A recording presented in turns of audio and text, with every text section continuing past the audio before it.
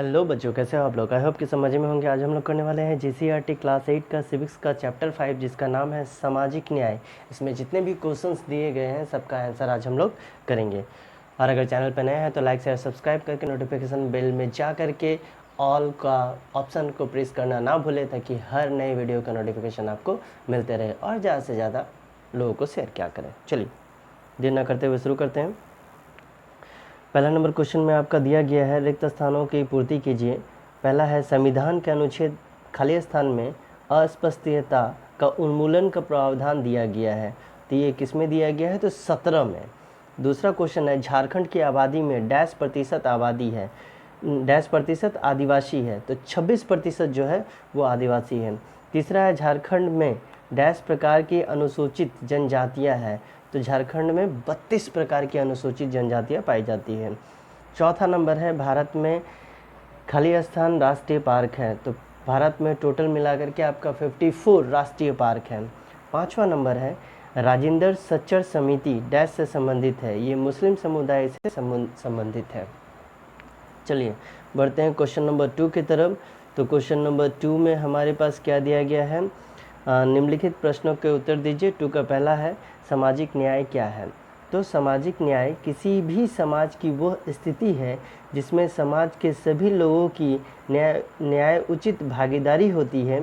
इनके बीच सामाजिक, आर्थिक और राजनीतिक किसी भी तरह का भेदभाव नहीं किया जाता है। सामाजिक न्याय के अंतर्गत स्वतंत्रता एवं समानता के प्रमुख तत्व जो है वो जुड़े हुए रहते हैं। दूसरा क्वेश्चन है, अल्पसंख्यक शब्द का क्या अर्थ है? अल्पसंख्यक आमतौर पे ऐसे शब्द होते हैं, ऐसे समुदाय के लिए इस्तेमाल किया जाता है जो संख्या की दृष्टि से बाकी आबादी के मुकाबले बहुत कम है। उसको हम लोग अल्पसंख्यक, इंग्लिश में इसको माइनॉरिटी के नाम से जानते हैं।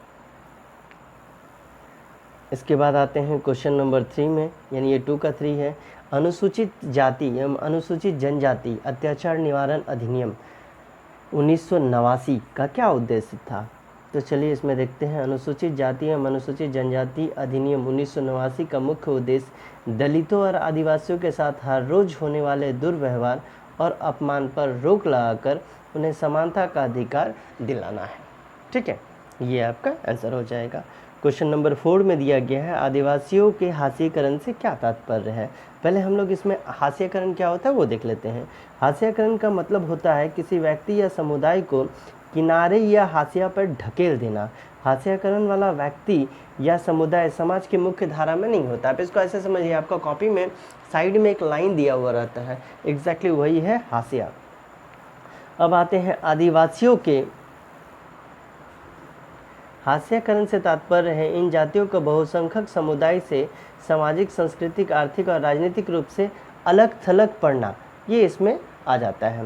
विकसित समाज की मुख्य धारा से अलग होने पर संसाधनों और मौक़ों का फ़ायदा नहीं उठा पाना अथवा बहुसंख्यक द्वारा उसे रोक देना, उनका शोषण करना, अत्याचार करना आदि, ये हास्यकरण है आदिवासियों के लिए। ठीक है, अब हम लोग आते हैं आइए चर्चा करें में।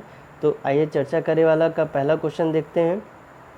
पहला क्वेश्चन दिया गया है, आदिवासी समाज और उसे किस तरह से औरों से यहाँ पर में हो जाएगा औरों से किस तरह से अलग है, स्पष्ट कीजिए। चलिए देखते हैं। आदिवासी समाज औरों से बिल्कुल अलग दिखाई देते हैं क्योंकि उनके भीतर ऊंच नीच का फर्क जो रहता है वो बहुत कम रहता है। इसी वजह से ये समुदाय जाति वर्ण पर आधारित समुदाय या राजाओं के शासन में रहने वाले समुदाय से बिल्कुल अलग है। वे अक्सर अपने पूर्वज, गांव और प्रकृति की उपासना करते हैं।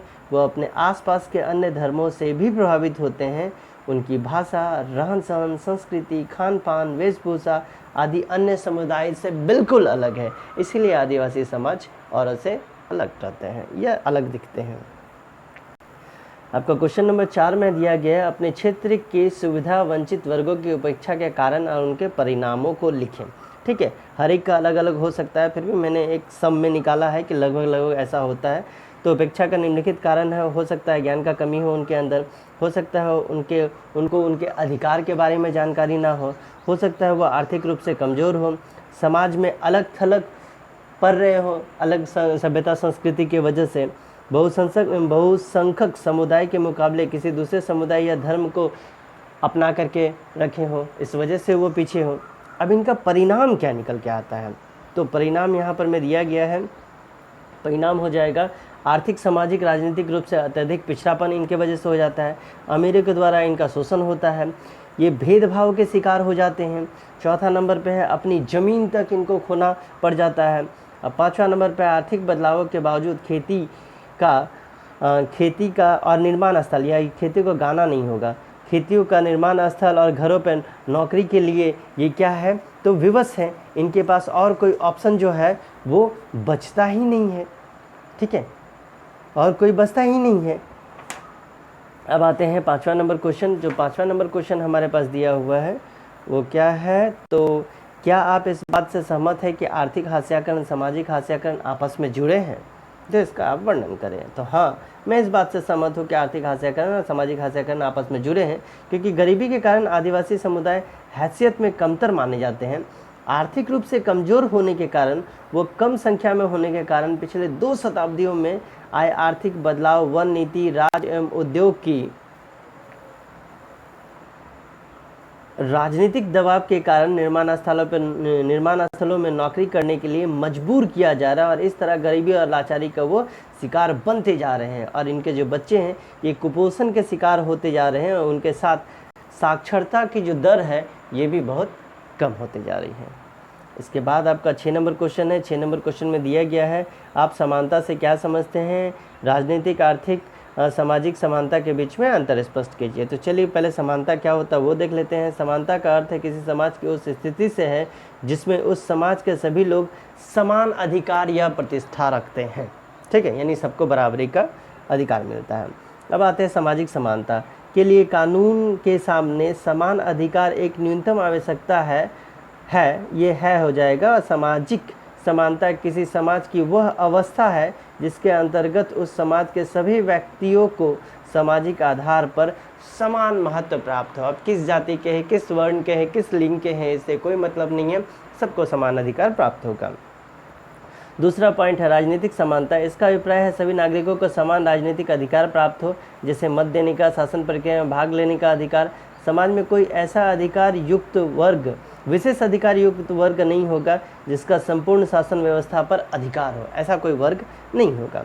चलिए बढ़ते हैं अगले पॉइंट की तरफ, जो है आर्थिक समानता।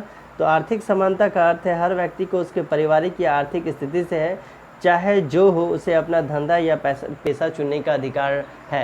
यानी ये ज़रूरी नहीं है कि आप पर्टिकुलर जाति में जन्म लिए हैं तो आप उसी जाति का जो धंधा चला आ रहा है उसको ही अपनाएं। आप उसको अपनी इच्छा अनुसार चेंज कर सकते हैं और आपके ऊपर किसी भी तरह का कोई दबाव नहीं होगा।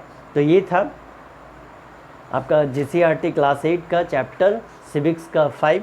मिलते हैं अगले वीडियो में, तब तक के लिए चैनल को लाइक, शेयर, सब्सक्राइब करके ज़्यादा से ज़्यादा शेयर किया कर दें ताकि आपकी तरह औरों को भी इसका फ़ायदा मिलते रहे।